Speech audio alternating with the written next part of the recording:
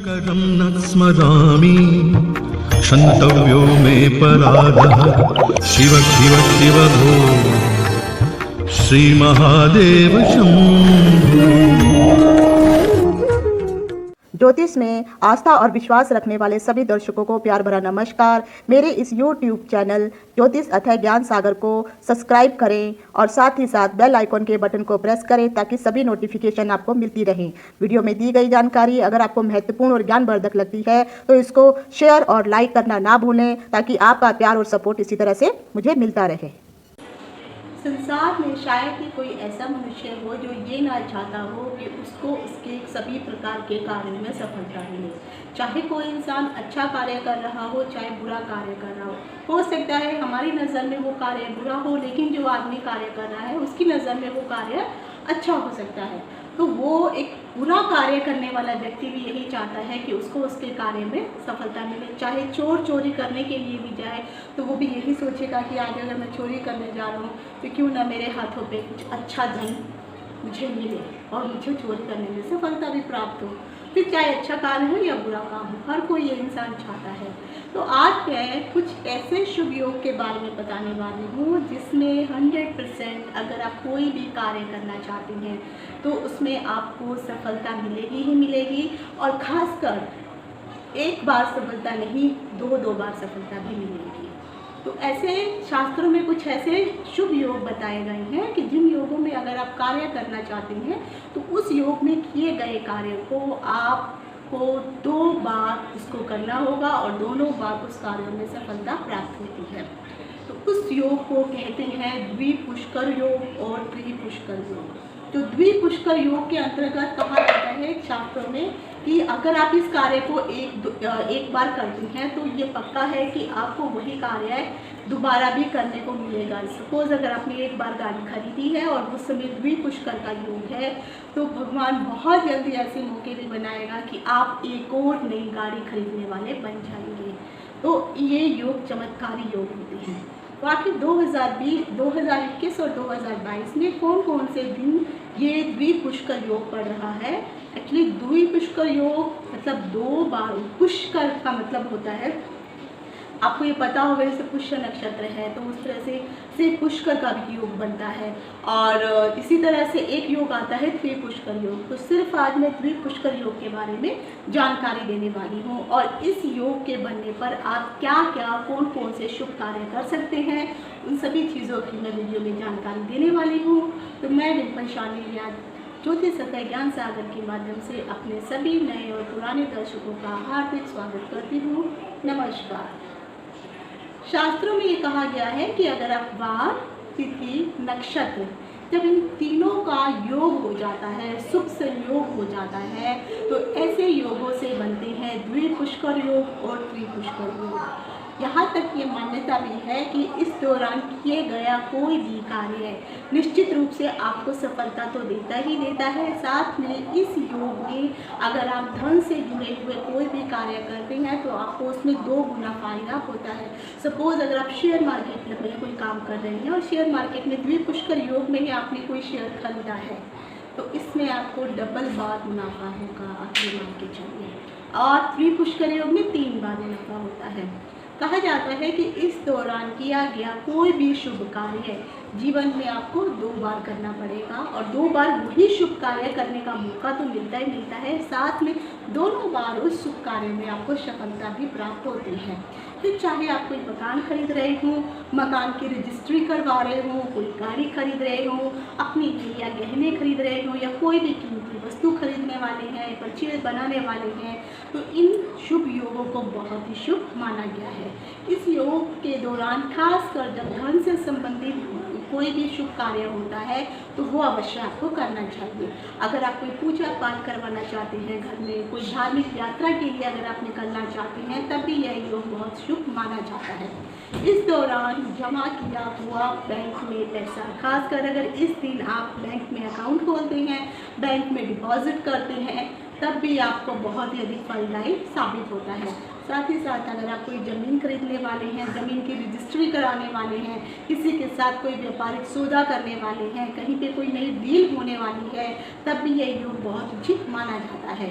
इस योग के साथ साथ इस काम को करते वक्त एक सावधानी भी अवश्य रखनी चाहिए, क्योंकि ये कहा जाता है कि इस दौरान अगर आप व्यापार के लिए कुछ अच्छा काम करना चाहते हैं, व्यापार खोलना चाहते हैं तो बहुत अच्छी बात है, लेकिन खासकर आपको लोन लेने से, कर्जा लेने से इस समय पर बचना चाहिए। नहीं तो आपको एक बार नहीं 2 बार कर्जा लेना पड़ेगा। अगर बैंक में लोन लेने के लिए जा रहे हैं तो आप कोशिश कीजिए कि ये उस दिन भी पुष्कर योग ना पड़ रहा हो, नहीं तो ऐसा मौका ना आए कि आपको 2-2 बार लोन लेना पड़े। पहला तो पूरा हुआ नहीं, दूसरे लोन लेने की नौबत भी आ रही है, तो ये ज़रूर आपको देखना चाहिए। और हाँ, खासकर कोई कीमती वस्तु भी अगर आपकी गुम हो जाती है, चोरी हो जाती है या कहीं पर कोई आपको धोखा दे देता है, तब भी यह अशुभ माना जाता है, क्योंकि फिर आपको यही चीज़ दोबारा होने की गुंजाइश रहती ही रहती है। और इस दौरान जब भी कोई ये योग बनता है तो आपको एक चीज़ ज़रूर ध्यान रखनी चाहिए कि इस समय ऐसा कोई भी गलत कार्य आपको नहीं करना चाहिए, नहीं तो वो गलत कार्य आपसे 2-2 बार ही हो जाएगा। और इस दौरान जैसे ना तो कोई किसी को कोई वस्तु, जैसे अगर आप कोई बेचने के लिए जाते हैं, सपोज़ अगर आपकी कोई लैंड है और आप लैंड बेचने के लिए गए हैं, हाँ अगर आप प्रॉपर्टी डीलर हैं और आप उस दिन लैंड बेचते हैं तो ये अच्छी बात है, तो आप एक बार और लैंड जल्दी ही आपकी बिक जाएगी। लेकिन अगर आप पर्सनली अपने कोई लैंड मजबूरी पे बेच रहे हैं और उस दिन भी पुष्कर योग बढ़ जा रहा है, तो यकीन मानिए अगर कोई और भी होगी लैंड तो वो भी उसको भी बिकने की नौबत आ जाएगी। तो थोड़ा इन चीज़ों का ध्यान आपको रखना चाहिए। अगर आप प्रोफेशनली व्यापार के रूप से कुछ कार्य करते हैं तो उसके लिए आपको फ़ायदा होगा ही होगा। फिर चाहे आप व्यापारिक रूप से लोन लेने के लिए भी जा रहे हो तो मैं तो यही कहूँगी कि द्विपुष्कर योग हो या त्रिपुष्कर योग हो, उस समय भी आप लोन लेने ना जाएं, क्योंकि ऐसे समय में लिया गया लोन का भरपाई जो है बहुत ही मुश्किल से हो पाती है, फिर मुश्किल हो जाता है। और इस दौरान अगर आप कोई ख़रीदारी करना चाहते हैं, कोई डील करना चाहते हैं तो यकीन मानिए बहुत ही शुभ मानी जाती है। तो अब मैं आपको बता रही हूँ कि 2021 में कौन कौन से दिन भी योग बन रहे हैं।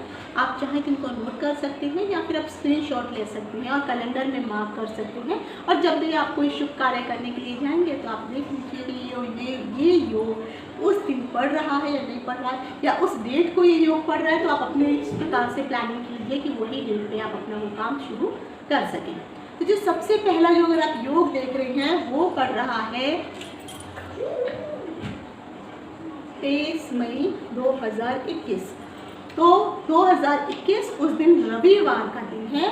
तो ये जो योग शुरू होगा 12:12 पर दोपहर से शुरू होने वाला है और फिर ये 24 तारीख को जो है अगले दिन 24 तारीख को जो है रात्रि की 3:38 पर ये समाप्त होगा। तो ये काफ़ी लंबा समय मिल जाएगा आपको। तो दोपहर के बाद से लेकर के अगले दिन तक आप इस काम में कोई भी काम कर सकते हैं, लेकिन याद रखिए ये जो योग खत्म होगा वो होगा 24/5 को, ठीक है। उसके बाद आ जाता है अगला योग। अगला जो तिथि है वो तिथि है आपकी 1 जून 2021। तो ये 5 उस दिन का, और जब 1 जून का जो समय है उस दिन मंगलवार का दिन है और ये जो शुरू हो रहा है सुबह 5:51 पे शुरू होगा और फिर 4:08 शाम के आसपास जो है ये ख़त्म हो जाएगा। तो ये भी आपके लिए एक अच्छा समय है। तब आप भी जो है मतलब पूरा दिन का समय जो है आप कोई भी मीटिंग या काम रख सकते हैं। उसके बाद जब अगला जो योग पड़ रहा है वो पड़ रहा है 25 जुलाई 2021। तब ये योग शुरू हो रहा है। उस समय जो है रविवार का दिन है। तो 11:18 पर ये दिन के समय जो है ये शुरू हो जाएगा और उसके बाद 26 जुलाई यानी अगले दिन जो है ये 4:03 यानी जो सुबह के 4:03 होंगे। तो ये होगा आपको 26 जुलाई को ये योग समाप्त हो जाएगा। उसके बाद अगला योग बन रहा है आपका 18 सितंबर 2021। ये योग बनेगा 6:05 पर। तो ये भी दिन सुबह के समय मतलब ये योग जब सूर्य उदय होगा उस समय जो है आप सुबह ये योग शुरू हो जाएगा और फिर जो है संध्या के समय जब सूरज छुपने का समय आएगा तो 6:54 पर यह योग जो है उसी दिन शनिवार के दिन ये समाप्त हो जाएगा। उसके बाद अगला योग बन रहा है, वो बन रहा है आपका 28 सितंबर 2021। तो ये योग भी उस दिन जब बनेगा तब मंगलवार का दिन है, तो 6:06 पर सुबह के समय ये योग शुरू हो जाएगा और 6:16 पर संध्या के समय ये योग समाप्त हो जाएगा। उसके बाद अगला योग पड़ेगा नवंबर में, तो वो है 21 नवंबर 2021। तो तब ये जो योग शुरू होगा उस दिन संडे का दिन है और 7:36 सुबह के समय ये शुरू हो जाएगा और 7:47 रात्रि के समय जो शाम के बाद आता है तब ये योग समाप्त हो जाएगा। उसके बाद 2021 का जो लास्ट योग बनेगा वो आपको बनेगा 1 दिसंबर 2021 और तब ये जो शुरू उस दिन बुधवार का दिन है और ये सुबह मतलब सुबह जब 12 बजे के बाद का जो समय है तो 2:13 पर ये सुबह हो मतलब रात्रि के समय शुरू हो जाएगा और उसके बाद 6:30 तक। तो ये जो योग रहेगा एक्चुअली बहुत कम समय के लिए रहेगा। हाँ, इंडिया में ये योग उतना ज़्यादा व्याप्त नहीं हो पाएगा, लेकिन ये योग बाहर जरूर व्याप्त होगा जो लोग इंडिया से बाहर रहते हैं, क्योंकि ये रात्रि के समय 2:13। हाँ, हो सकता है अगर आप कोई विदेश यात्रा करने का सोच रहे हैं और यात्रा की कोई टिकट बुक करनी है तब अब जैसे फ़्लाइट्स रात को जाती हैं तब या कोई बिजनेस पर्पज़ से आप विदेश यात्रा कर रहे हैं तो आपके लिए ये योग शुभ हो सकता है कि उस समय अगर आप यात्रा पे जाएंगे तो आपको फिर से दोबारा मौका मिलेगा विदेश जाने का और आपका व्यापार भी सफल होगा। तो ये मैंने बताया है 2020 और 2021 के 21 और 22 के जो हैं ये द्विपुष्कर योग हैं। त्रिपुष्कर योग के बारे में मैं अगले वीडियो में आपको जानकारी दूंगी और अगर इसके अलावा आप कुछ जानना चाहते हैं तो मुझे कमेंट बॉक्स में पूछ सकते हैं। बहुत सारे ऐसे लोग हैं जो मुझसे अपनी जन्म कुंडली से संबंधित क्वेरीज करते हैं, जन्म कुंडलियाँ दिखाना चाहते हैं। मैं एक बार जरूर आपसे कहना चाहूँगी कि हाँ, मैं जन्म कुंडलियाँ देखती हूँ। जो वीडियो मैं यूट्यूब में बना के डालती हूँ उस वीडियो के आधार पर जो है आप अपनी कुंडली का भी विश्लेषण कर सकते हैं, लेकिन उसके अलावा भी कुंडली का विश्लेषण करने के लिए बहुत सारी चीज़ें देखी जाती हैं। तो कुछ लोग मुझसे आके ये मुझे व्हाट्सएप पे मैसेज करते हैं और उनका कहना होता है कि ये मेरी डेट है, प्लीज़ आप मुझे इसके बारे में बताइए। तो मैं इस तरह से वो फ्री ऑफ कॉस्ट काम नहीं करती हूँ, उसके लिए आपको मुझे मेरी फ़ीस देनी होगी, तभी जा कर के मैं आपको आपकी जो भी क्वेरीज है मैं उसके बारे में आपको बता सकती हूँ। और कई लोग नाराज़ हो जाते हैं कि आप तो फ्री में बताते हैं, बोला है, तो मैं फ्री में कभी कुछ भी नहीं बताती हूँ। अगर आप पर्सनल क्वेरीज पूछते हैं तो वो फ्री में नहीं होंगी, उसके लिए आपको मेरी फ़ीस देनी होगी। और अगर आप फ्री में जानना चाहते हैं तो मैंने यूट्यूब पे ढेरों वीडियो बना रखे हैं, तो उसमें आप अपना दिमाग लगाइए, उसको यूटिलाइज़ कीजिए, यूज़ कीजिए, अपनी कुंडली खोलिए और फिर आप उसको एनालाइज कीजिए, तब आपको समझ में आएगा। तो अगर आप पकी पकाई खिचड़ी चाहते हैं, मेहनत नहीं करना चाहते हैं, तो उसके लिए आपको मुझे फ़ीस देनी होगी, तो मैं आपको आपकी क्वेरीज के आंसर दूँगी। लेकिन अगर आप फीस नहीं देना चाहते हैं, फ्री में जानना चाहते हैं, तो यूट्यूब बहुत अच्छा मीडियम है जिसे मैंने बहुत कुछ बता रखा है। तो आप वहाँ से अपने कुंडली के अकॉर्डिंग जो भी भाव हैं, जिस हिसाब से सब डिटेल ले रखी है, तो आप वहाँ से देख सकते हैं। तो आशा करती हूँ कि जो भी मैंने आपको बोला है समझ में आया होगा। आज यही तक, इति शुभम, नमस्कार।